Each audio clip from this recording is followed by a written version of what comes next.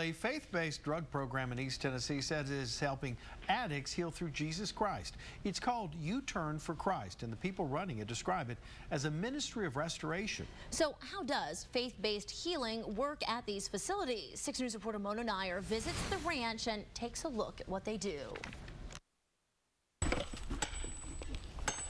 This morning, Eric Robertson is splitting wood with a group of other disciples. He says a big part of why he's here is his 3-year-old daughter, Alicia. The one thing I didn't want her to do is end up like me, or like I was doing. I would end up like my dad, and I didn't want to do that. Until recently, the Virginia native spent 12 years hooked on pain pills. When I first came in, I really didn't want to be here. I figured it was like a rehab or something, and they told me it's just nothing like a rehab, and it's not. The 60-day program is filled with outdoor work, meals with a group, and most of all, worship. If you are in Christ, guess what? He has blessed us with a certain spiritual bank account. Pastor Steve Nordgren runs the Greenville chapter of U-Turn for Christ, a facility you join voluntarily if you're willing to leave behind worldly things, like phone calls and smoking, for example. We want a person to be able to come in here, and we want them to really be able to start to listen to the Lord. 16-year-old Zachariah Mitchell here from Philadelphia, PA, says he began using in the 6th grade. If I were to leave right now, I'd remember this place forever. You know, it changes a lot of people's lives.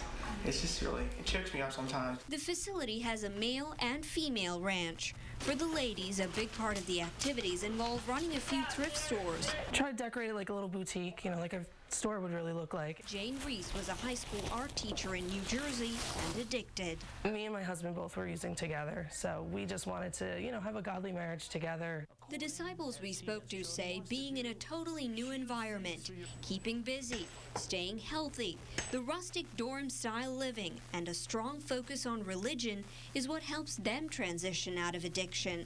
What is sort of the defining thing that makes you change your mind? God. If you really, truly want to change, and if you stay in His Word, I promise you things can happen that you wouldn't even think would happen. And the problem is that, you know, the heart of man, and so man needs a new heart, and that's what God offers, is God offers to give man a brand new heart. He comes, He doesn't repair, God comes and He makes new, and so that's what He does. With new hearts come new goals.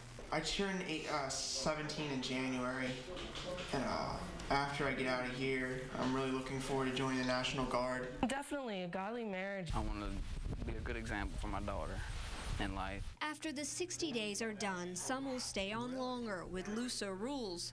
Others will start a new journey elsewhere with a saved soul and a healthier mind and body.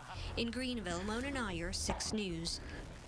Now, if you want to learn more about U-Turn for Christ or know someone who you think would benefit from the program, you can visit their website. We have a link to the site posted along with Mona's story on WATE.com.